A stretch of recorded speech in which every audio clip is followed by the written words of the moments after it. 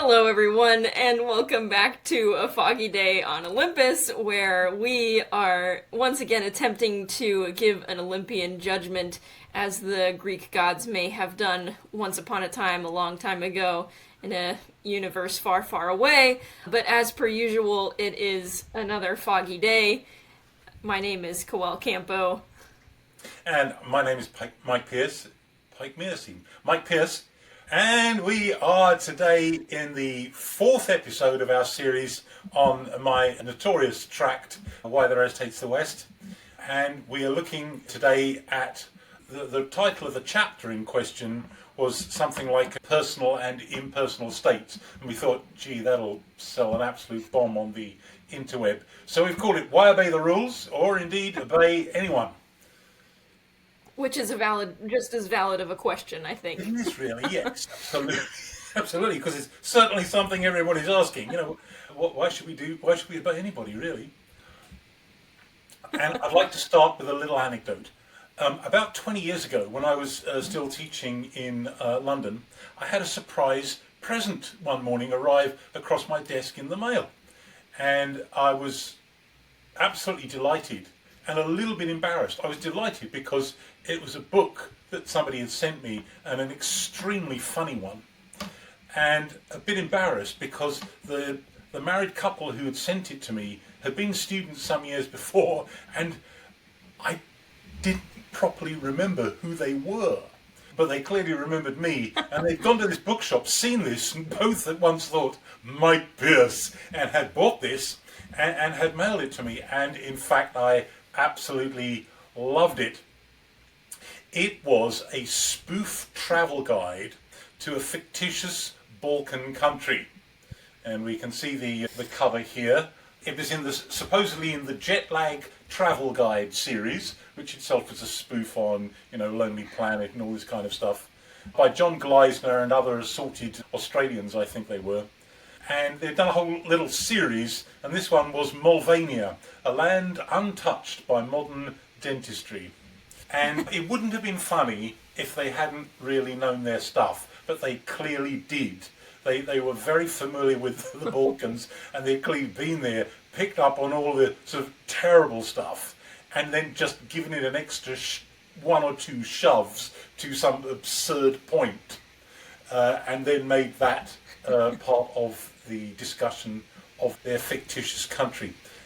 A couple of others in the series, you can see here, they perpetrated similar volumes. Fake Tan, deliciously spelled there, so somewhere in Southeast Asia, sunstroke on a shoestring. And San Sombrero, somewhere in Latin America. And a book cover I simply was not able to find a picture of, and Botswana, a Central African country that features, amongst other things, the Ebola jungle. So I think you're already starting to hear of this.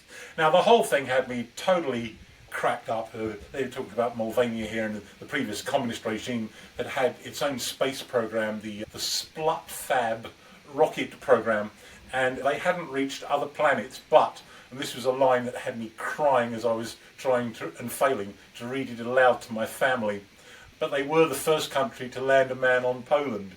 So, anyway, the whole book was this kind of thing. All right, so at the beginning of the book, they tried to give you an overview of this country and what it's like, and the capital city and all this kind of stuff, and everything's absolutely terrible. And one of the funniest things that certainly made it plain to me these people knew what they were talking about. They gave a chart, and you'll forgive the fact that I haven't managed to get it completely straight here. I did have a couple of attempts, and this was the best that I managed, showing the supposed governmental structure of Mulvania. Now, I'm just showing you part of this, okay? It is, in theory, the usual set of modern, impersonal, bureaucratic bodies with opaque names. The Prime Minister in Council, and below that, the Commissariat, the Executive League, reported to by the Legislative Guild and the Senate, none of the Commissariat, the Judiciarate, the Plenary Assembly.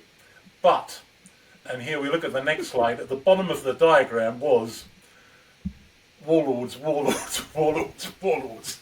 So, seething away beneath this facade is a pre-modern society based entirely upon highly personal client-patron relationships, and that absolutely perfectly skewers the actual situation in very many countries around the globe, right? On the surface, there's all this kind of modern superstructure, but it's lying on the top of a pre-modern society in which things just don't work that way at all, right? Partly it's self-kidology, trying to persuade themselves that they're part of the modern world. Partly it's about relationships with the West or the United Nations, the ultimate impersonal bureaucracy, right, and so on. But underneath is a society functioning in a completely different fashion. I mean, the whole book was just totally hilarious. Anyway, I feel as though I've just had a horrible vision of what could have existed if you were ever found yourself in a position of power setting up a government, and it might look something like this. This is the plan. Don't spoil the plan now. We'd better not let anybody in on that. No, we haven't really. Probably nobody will watch this one with any luck. What we're talking about here is the collision between impersonal authority, the kind of stuff embodied in modern bureaucratic structures, presidencies, senates, the cabinet, secretariats, judiciaries, and so on, and highly personal authority structures, which characterise the pre-modern world, and over which, in a lot of countries, the impersonal stuff is the merest facade, right? Now that's true not simply at the level of government. One of the things I worry about is that, and I think it's come across already in some of the comments that people have made on one of the two of the early episodes in this series, that people are immediately wanting to talk high politics or international power politics or the legacy of the Western empires and decolonialism. This kind of, that's not what we're talking about here, right? We're talking about how societies actually function in themselves, both ours and those outside the West. I'm saying ours, I mean, because we are in the West. We're certainly hoping that we will get a lot of non-Western viewers and listeners as well. So let's start off with a slightly less humorous, but still kind of funny, little piece from a book. It's slightly less funny because the humour is sort of dated, and it comes from this man, George Mikes. Now, he was a Hungarian-born British author and humorist, and in the years after World War II produced a whole load of funny travel guides. They were funny but in a different sense. They weren't simply spoofs. He was actually reporting things as he found them. But his best-selling classic was about Britain itself. He'd come to Britain before World War II because the regime in Hungary was getting kind of scary and starting to cozy up to even more scary regimes. And after the war decided to stay because, of course, the communists were taking over, so you couldn't really blame him. And he did very nicely for himself in his newfound country. So, but this was the book that made him, How to Be an Alien. And it was making fun of the British, what it was like being someone like himself trying to make a new home in Britain. So he's describing various aspects of life, but here he's talking about the civil service. Well, actually, in this particular example, he's making more fun of everybody else than of the British. The British are getting a kind of a backhanded compliment here. He says there is a world of difference between the English civil servant and the continental. On the continent, not speaking now of the Scandinavian countries, civil servants assume a certain military air. They consider themselves little generals. They can't withdraw armies, so they withdraw permissions. They cannot lose battles, so they lose documents instead. They consider that the sole aim of human society is to give jobs to civil servants. A few wicked individuals, however, contemptible little groups of people who are not civil servants, conspire against them, come to them with various requests, complaints, problems, etc., with the sole purpose of making a nuisance of themselves. These people get the reception they deserve. On the continent, rich and influential people, or those who have friends, cousins, brothers-in-law, tenants, business associates, etc., in an office, may have their requests fulfilled. In England, there is no such corruption, and your obedient servant just will not do a thing, whoever you may be. And this is the real beauty of democracy. This is his line of humour throughout, really. It's fairly gentle stuff. Now, at the time he was writing, I think about 1948, if I remember correctly, a lot of continental Europe was still basically in the transition to modernity. So they had a civil service, an impersonal bureaucracy. But the people who staffed it used their position for personal aims and assumed that their authority was personal.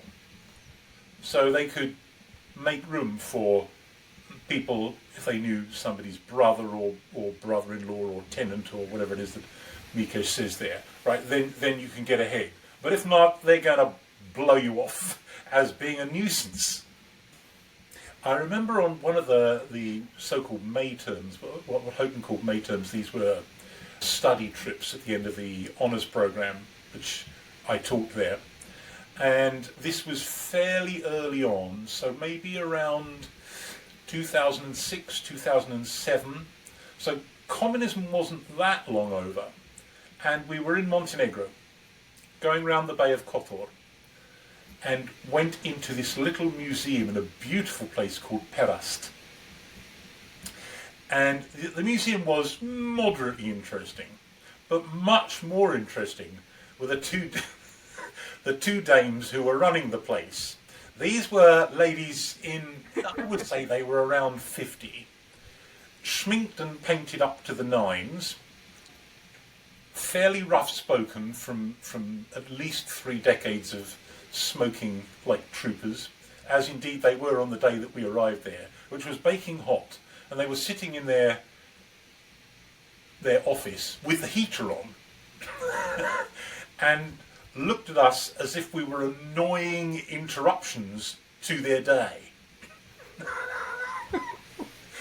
And it took some persistence for them to be persuaded to do what they were supposedly there to do, which was let visitors in and even show them around a bit. And I was more anxious that my students paid attention to the demeanour of these ladies than to the artefacts on display, because they were in some ways, well, the last relics of communism, but also that they were rather like the civil servants that Mikesh is describing, people for whom having an official position was simply a personal perk and had very little to do with actually carrying out a function, let alone serving anybody as annoying as the public. So this might be considered as kind of transitional situation. In fact, we have a cartoon of precisely this on the same chapter. Nicholas Bentley did the cartoons for, I think, if I remember correctly, all of Mikesh's books. So here we have a French civil servant holding forth, "Alors, écoutez, madame," and giving her a proper lecture. So the French civil servant as little Napoleon. Well, at the time Mikesh was writing, Britain was nearly unique, although he clearly felt that Scandinavian countries would be the same and America would be too. But most of continental Europe not there. Now, yes, basically they would be there. But it's interesting, I mean, I'm living in Croatia where the transition has been made rather more recently from a situation where, in fact, it is still going on. It is still, in many ways, a place where if you want something done, you need to know someone or know someone who knows someone. And I found that even, I'm not going to give any details here for fear of incriminating someone, but even moving my way around the medical system, right, that is still the case. I've benefited by it, actually. But yeah, so it's still going on. But 25 years ago, maybe even 20 years ago here, I mean, it would not have been unheard of for a policeman to stop someone, especially if they had foreign number plates, and particularly if they were foreign number plates from a country that wasn't much liked in Croatia, like Serbia, and simply stop them there and keep talking to them, going over and over the car until you found some kind of defect for which you could extract a fine. Right? Now that would, I think I'm right in saying that would never happen today. I'm very confident about that. But in Serbia and in Bosnia, I've seen it happen. Right? It certainly would. So yeah, countries in transition. And this is due, in Croatia, this change has been due to the fact of them entering into the EU. I think about the time that started to go away. Well, yes, I think you're right. I wouldn't want to lay everything on that. I think the prospect of entering the EU is far better for helping a country to sort some of this stuff out than actually being in it. So the classic examples there would be Romania and Bulgaria, which were a lot more corrupt, sorted themselves out enough to get in, and once they were in, relapsed. Right? Well, let's cast our mind right back to dispel some delusions that most Westerners managed to live under. How pre-modern monarchies worked. Now, my impression after decades of teaching students, or at least trying to teach them, is that their default mental assumption is this: that in the old days, whenever that was, right, there were kings who were basically like modern dictators, or what I call the Queen of Hearts view of monarchy, as in Lewis Carroll's Alice in Wonderland. You know, the Queen of Hearts as the monarch as petulant infant shrieking "off with his head" anytime they felt like it. And of course, this is very far from the truth. Well, I mean, in a few cases, Genghis Khan, I suppose, but in general, that was pretty far from the truth. So let's look at normally how, in fact, this worked. And I say in Why the Rest, although a king ruled personally, his personal hold upon his humbler and more far-flung subjects who had never met him and never would meet him was highly abstracted. It depended for its stability upon 5 elements. The point I'm making here is that, you know, Baldric, your average peasant in some far-flung village, may not even really have known if you stopped them and asked them who the king was or what his name was, unless they were keeping up with events, or the current king had been king for 30 years or something. They may seriously not have known, but it's abstracted via other relationships, which, as I say, depend on, for stability, and everything depends on stability, even now, on 5 elements. Firstly, the maintenance of the personal ties along the length of the chain. So let's think now about feudal society. Wherever you were in that pyramid structure, your obedience was owed to the person above you in the chain, and finally going right up to the king, and your oath of loyalty and protection was to those immediately below you. So it was like patron-client relationship all the way along the line that finally ends up joining the humblest peasant to the king. Right? But what actually held the structure together was the personal ties all along the way. There were exceptions to that. Yeah, I'm not going to pursue the exceptions now, but that was the most common pattern. In the previous episode, we talked about personal, individualistic rights versus, you know, the way that things sort of used to be, which was that instead of having your own personal rights, society was much more based on this sort of obligation that you have to other people. So is this kind of in line with that sort of thing? Yes. And now, I mean, I only know a limited number of languages, but I was delighted to discover a few years ago that in Serbian, for example, to ask, maybe not amongst younger people nowadays, but certainly amongst older ones, maybe still amongst the younger, I hope, the way of asking "who are you" is chiasi, which literally means whose are you? Who do you belong to? Oh, wow. Right? And that there in those three syllables, that's all it is, right, is an entire worldview, right? Totally alien to modern Westerners, but encapsulating how pre-modern people saw themselves in relation to others, right? Whose are you?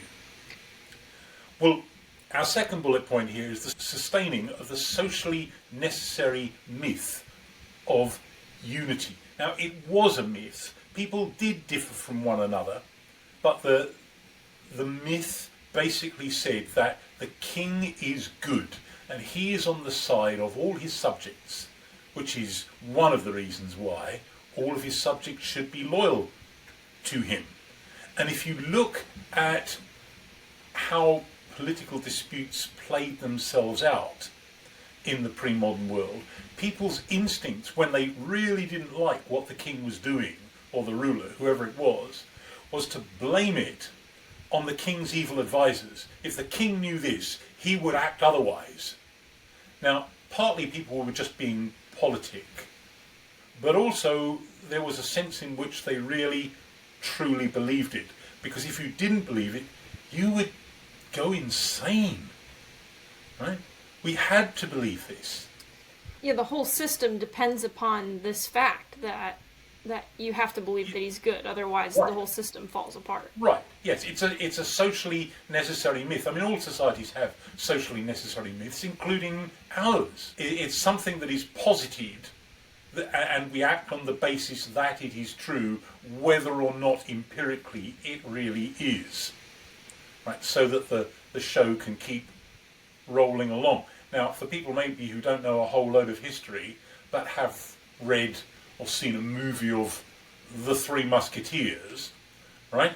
These are people who are basically rebelling against royal policy because the king is being advised to the bad, and they are fighting to rescue him from his evil counselors, right? And that's an absolutely classic example. People in the Soviet Union during the rule of the monstrous rule of Stalin, and when ordinary people saw a lot of dreadful things being done to their neighbours and in their locality, they actually wrote letters to Stalin, many of them, to say, we know this is being done without your knowledge by these evil officials, please put a stop to it.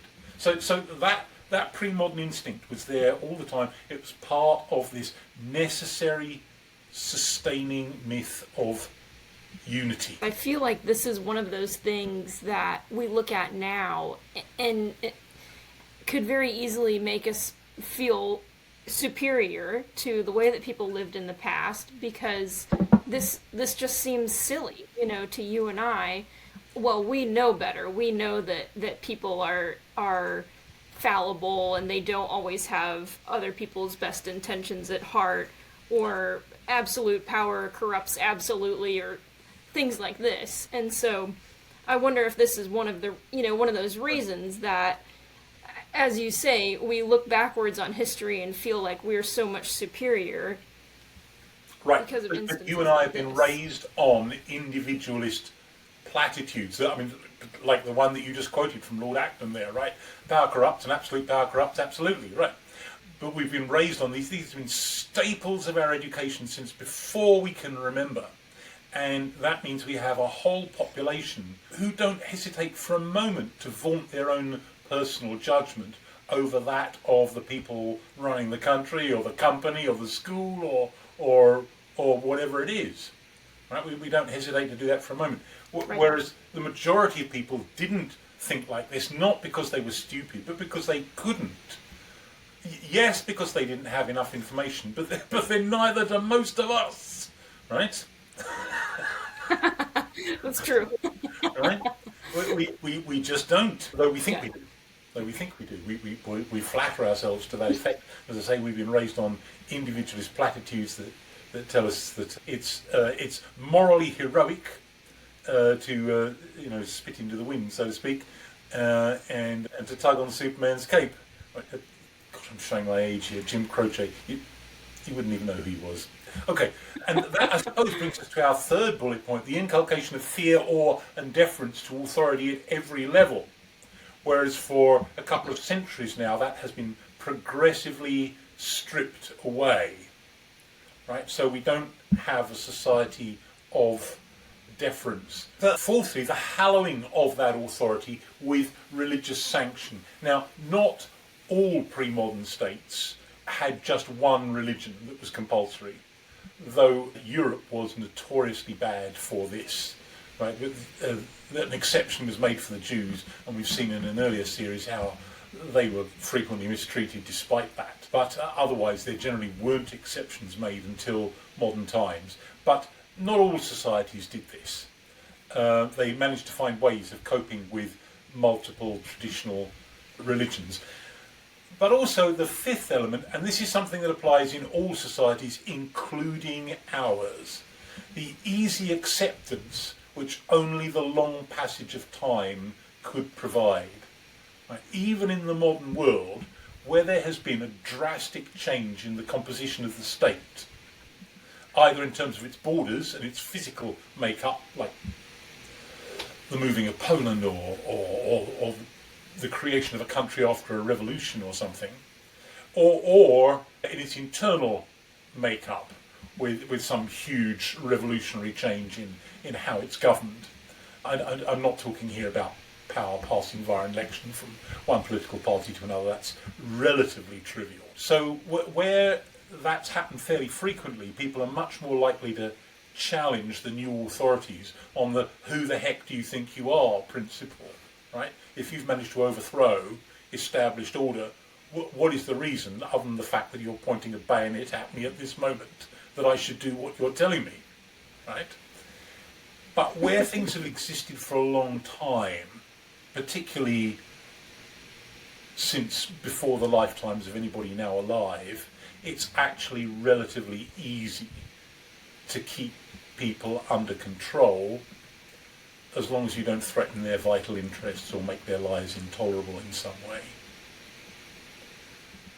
So basically in the pre-modern world, there was personal rule, but it worked like that. It worked, as indeed religious conformity worked, and moral conformity, it was policed by everybody on everybody else. That's the model that we need to think of, right? Not some guy at the top who's duping us all for fools or something like that. Well, come the dawn of the modern world, particularly with the advent of the Industrial Revolution, and our lives start to change completely. And we see what we now have, the cleft persona, which is what we still live with, of private life and public life. That you are, to a considerable extent, one person in private and another person in public. So the Industrial Revolution makes it normal that people go out to work. So the home and the family then become the place of retreat from the public world, of emotional fulfillment, and of course procreation and raising children and so on and so forth. And that's what we're still used to. The internet is starting to fiddle with that and change it a little, but that's still basically the structure that's been there since the Industrial Revolution. It seems to me that this sort of separation is another thing that could really contribute to this sort of, again, we were talking about this in a previous episode, this sort of, a little bit of a loss of identity for people. Everybody navigates this different ways. So, for example, people who've got a very troubled home life can find the public world liberating. That's the place where they can express themselves, right?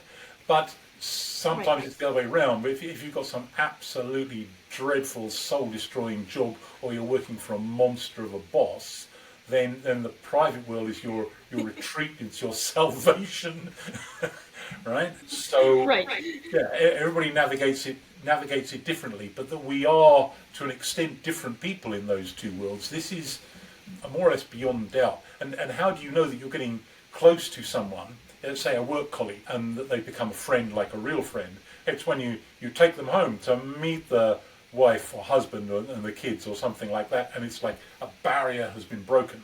And children, of course, they learn to navigate this as well. We don't actually say this to them, but they see it by example and precept. So their early years are entirely in the womb of the family, and then school is the public world. And by the time they get to teenage, and as I like to put it, seriously cool teenagers are too cool actually to have parents and a home life. They are horribly embarrassed if they're seen in public with their parents. They just materialise in front of the school gates every morning at 9 a.m. going, "Hey dudes," right? So whereas before, like when they're like 6 or 7 and they're just going to school, school for them is slightly abnormal, and then they're out shopping holding mummy's hand, and then they see their school teacher over the road. "Mummy, it's Mrs. Butler, and she's walking with a man. How can that be?" Because Mr. Butler, darling, that's what she's Mrs. Butler. So for the little kid, the public world is the strange thing, and the teenager, they feel they're becoming somebody, their own person, distinct from their family, which is a pretty unhealthy development in my not entirely humble opinion. But yeah, so we learn to navigate all this stuff, Okay, so this distinction between private life and public life is very marked in the modern and still in the postmodern West. It was almost invisible in pre-modern societies, and accordingly is not always well attended to in the non-West today. In fact, it's no small part of the mutual difficulty which Westerners and non-Westerners have in understanding one another. The former, Westerners, consider the latter to be corrupt because they're using public positions for the fulfillment of personal goals. They're giving priority to their sister or their brother-in-law or something like this, their neighbour or their neighbour's friend. The latter feel themselves harshly judged by criteria which are alien to their thought patterns and social experience, and which threaten to depersonalise their societies in exactly the way that those principles have atomised Western social existence. So your life and mine has been taken over basically a long time before we were born by rules and regulations. And it's yet another reason that the West is resented as a cultural bully. Well, let's take an example here from when you were a student in Houghton College and I was your professor.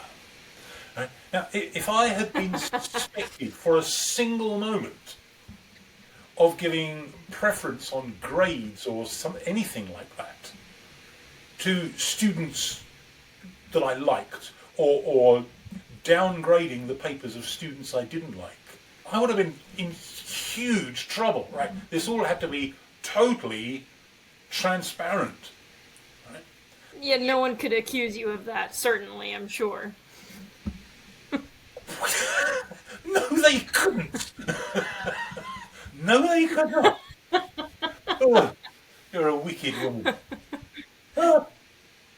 When I started teaching in a college here in Croatia, this is back in the mid-1990s, so we're only just out of communism, and one of the ironic things is that even though communism is obviously a modernist creed, in some ways it entrenched the old pre-modern ways of functioning in society, right? When I first started teaching here, you listen to the students talk, and it amazed me. They took it for granted that if somebody was doing well academically, it must be because a professor liked them, or if they were doing badly because the professor didn't like them. But they themselves tried to use personal relationships for personal advantage. When I got there, I mean, for some strange reason, the students liked me, and I found lots of them wanted to go out with me for coffee or ice cream or beer or something with me, the rich Westerner paying, of course, which was easily excusable. I mean, the country had just been through a war, and everybody, loads of people were having trouble even just eating. So, yeah, that was easily excusable.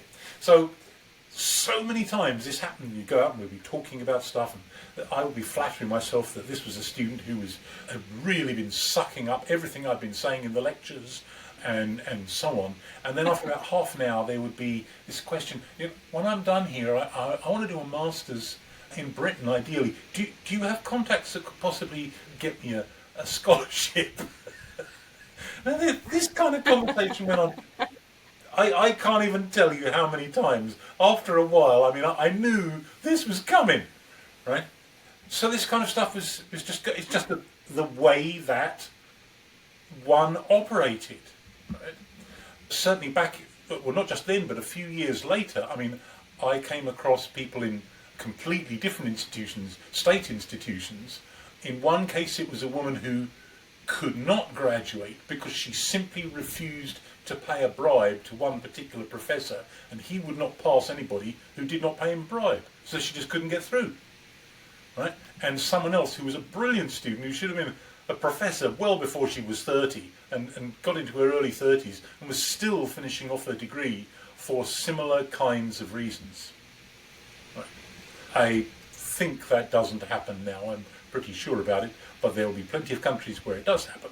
So this was, the institutional authority was used for personal goals, and that was taken as being obvious. That's just how you operate. Yeah, and what I find funny about this is that I feel like this happens in Western countries, but we do it sort of covertly. There's things happening at a business level or networking events where somebody's taking somebody out to dinner and buying nice things for them, and it's in order to get somewhere, but we do it quietly and covertly because we feel like it's wrong. Right. Yes.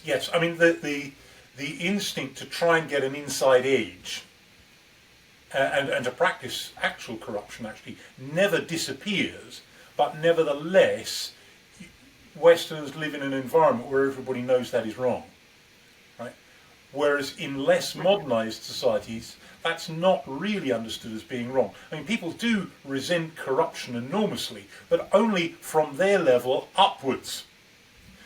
But when it comes to them, they do it themselves. This is the difficulty with getting rid of this, because even if you blow away one whole layer of corrupted officials, they'll be replaced by fresh people who will behave in exactly the same way.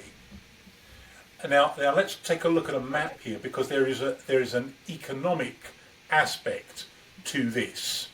Is a map from 2023, countries shown by Corruption Perception Index. So the level of corruption in the country as perceived by the people who live in that country. And look at that.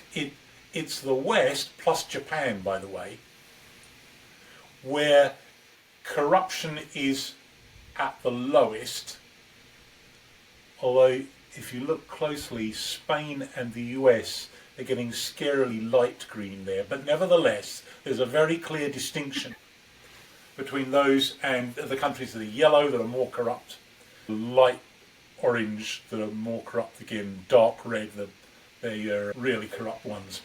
Basically it's the West plus Japan and, well, Chile and Uruguay, as Huntington says, that Latin America is kind of a subset of the West in many ways. But it is largely those, and you can see there, Scandinavia appear to be the least corrupt.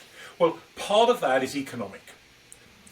So, if, for example, now I'm making these figures up, I'm only guessing at what they might be, but if I'm in a country that is Western but not one of the most prosperous Western, say somewhere like Portugal, right?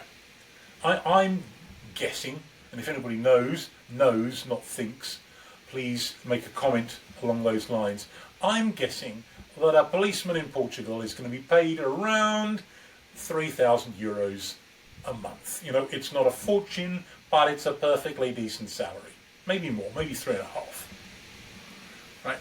Now, if I'm being paid that, my temptation to accept a €100 bribe for some trivial case or other is not very great. I'll be in a lot of trouble, I'll certainly lose my job, and I'm not going to do it, and I'm doing all right anyway. But if I live somewhere like North Macedonia, and again I'm guessing at how much the police are paid there, but 500 or 600 euros a month.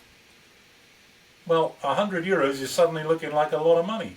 And let's travel to somewhere seriously poor, like some of the countries in sub-Saharan Africa, where most of those countries can't really afford to pay their public officials anything substantial.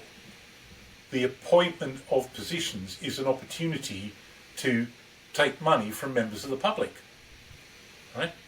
One recent scholar has described, I think I'm remembering the phrase correctly, sub-Saharan African countries as being, in almost every case, gatekeeper states. That is, they don't even know the size of their own populations. They haven't had a census because they haven't got the resources to take one, and therefore they certainly can't tax them properly.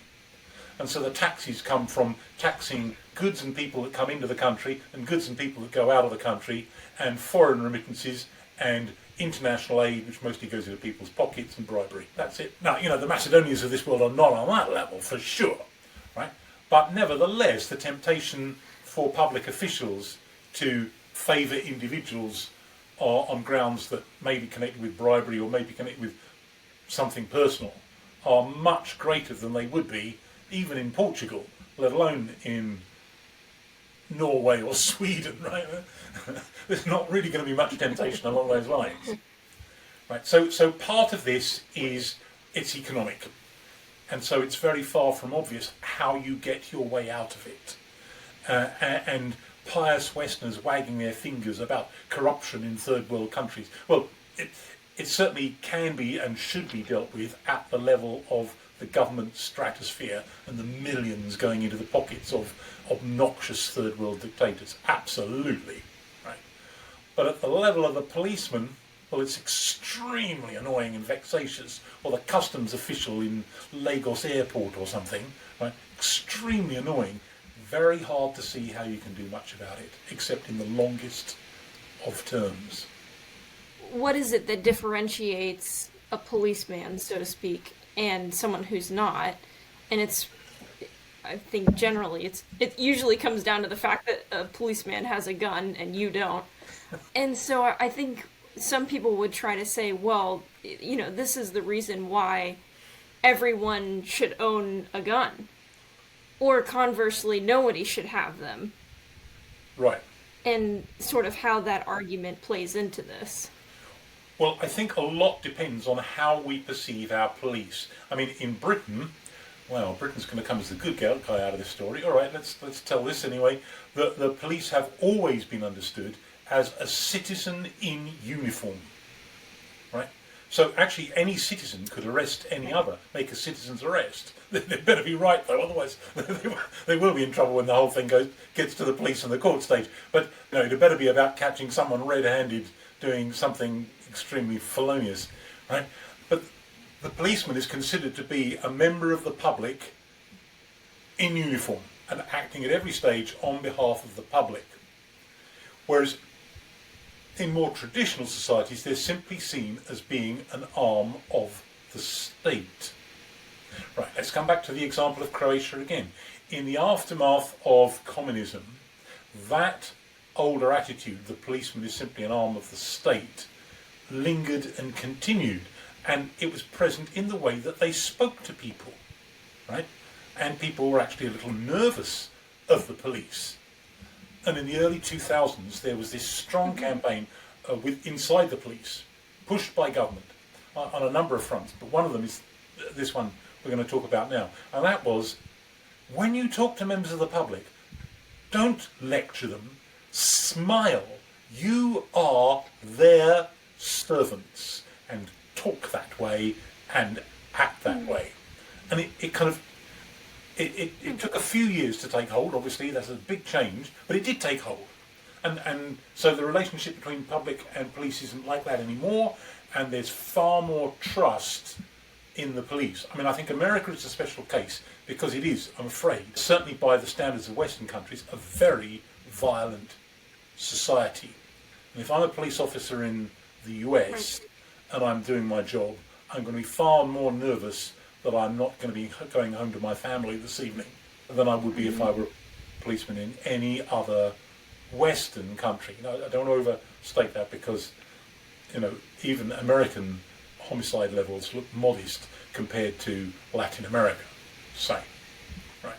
And so that's going to create a very different dynamic, including with how I talk to the police, and it's going to seem a lot more alienating. If a policeman stops you in America, well, don't act friendly, just act deferential. Right? Whereas if it's in Croatia now or in Britain, well, you should act politely deferential, but there's no need to overdo it. They're supposed to be on your side, so show that you're on theirs as well, and everything will be good. Well, Yes. let's look at another aspect of that transition precisely in Croatia. I'm sorry for all the Croatian examples here. And something said by Slavenka Drakulic. She is one of the most famous current novelists and commentator. She wasn't an enthusiast for communism, but she was ambivalent about the breakup of Yugoslavia. And that made her, for a while, very unpopular in our home country, although I don't think that's the case now. Okay, to whom is the official accountable? We've been talking about the police. Let's think here about municipal authorities. Croatia is a good example of a society in transition between the old and the new modes of thought about authority. When the city officials of Zagreb decided, within a year or two of the end of communism, to cut down many of the trees in their city, one very westernised commentator, Slavenka Drakulic, was outraged at the lack of consultation. Here's what she said. No city bureaucrat would have dreamed of publicly discussing any sort of plan, much less delivering reports on, say, the public money spent on such a project. The administrators and the experts behave as though they're not responsible to anyone but the mayor, who gave them their jobs and who is paying them. The mayor of Zagreb has evidently not yet learned that he's responsible to the citizens. Well, I think by now the mayor of Zagreb and the mayor of quite a few other places in the country does know that. But she's talking here about the mid-1990s. So this state of mind Drakulic considered to be a hangover from communism. In fact, however, the so-called communist mindset was, in this respect, simply a modified form of pre-modernity, as we saw with the two ladies in the museum in Montenegro. Officials are personally answerable to their superior, not to abstractions like the public. But this is changing. Yeah, this seems like a picture of authority that's only moving in one direction, right? Like, my only obligation is to the people who are one step above me, rather than going back down the opposite way in favor of the citizens. So the form is the abstract civic bureaucracy, but the actual way it functions is practically feudal. Right? It's to the person above me, who answers to the person above him, who answers to the mayor, who answers to the president. Boom. Right? Yeah. Yes. Yes. So, Croatia is a country that has undergone what these horrible technocratic types like to call the democratic transition. I hate these kinds of expressions, but okay, we'll give it to them this one time. And it's happened, so great. But Croatia was a Western country in the first place, so it wasn't anything like as hard as it would be in somewhere like Belarus, if it ever happens there. All right, well, finally, let's go back to the kind of cartoon world depicted for us by Gleisner and co. in that wonderful book, Molvania, where the rule of law and all these impersonal structures is actually superficial. Several features of the pre-modern mindset persist in many, many countries around the world. And I want to highlight two particular points. Firstly, the uncertainty of the state of the law in most non-Western countries. Now, for a while, I thought this uncertainty was a result of political instability or perhaps administrative incompetence. I've concluded in the end that it is actually deliberate. The uncertainty of the state of the law delivers actual jurisdiction into the hands of the office holder at the grassroots of implementation, right? If the overarching rules are not clear, then the decision has to be made by the person on the ground, the constable, the local policeman, the local bureaucrat, the clerk in the court, and so on. So to that extent, authority remains personal, inhering in the one holding office, rather than in some set of abstractions which it's merely his task to enact. The second thing is that ordinary people assume decisions to be the result of insider dealings. Now, sometimes that's stupid, but sometimes that's correct because that is their experience. Hence, conspiracy theories are a standard mode of discourse about politics, whether international, national, local, or merely petty and institutional, inside a school, say, or something like that. Conspiracy rhetoric is the classic language of the disempowered. And as we see in America today, the disempowered can certainly exist in rich, very Western countries, right? But it's even more prevalent in much less rich, non-Western countries, for the reasons we've been discussing. But it's also a declaration exculpating oneself from responsibility, even where one is not totally disempowered. Classic case in point.